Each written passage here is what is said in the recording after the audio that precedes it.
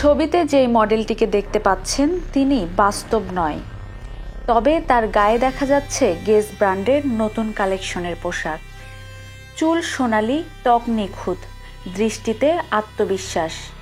তাকে দেখা গেছে ভোগ ম্যাগাজিনের আগস্ট সংখ্যায়। যদিও নিচে ছোট্ট এক লাইনে লেখা, এটি একটি এআই মডেল।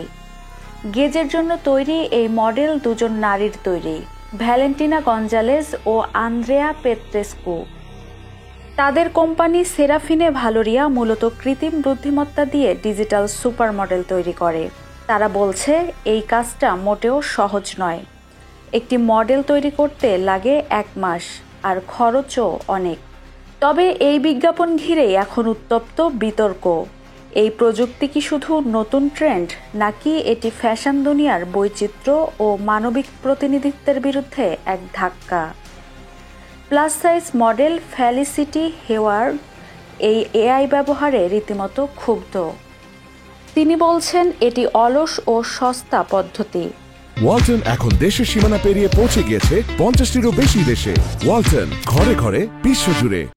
এতে করে গত 1 দশকে যে বৈচিত্র্য এবং অন্তর্ভুক্তির জন্য মডেলরা লড়াই করেছেন তা এক নিমিষেই মুছে যাবে।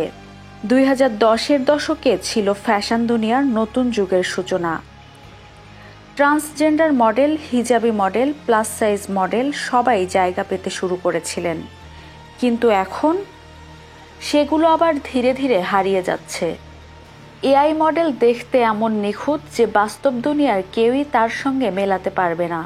কিন্তু এই সৌন্দর্য আসল নয়, তারপরেও অনেক তরুণী সেটাকে নিজের মানদণ্ড ধরে নিচ্ছেন।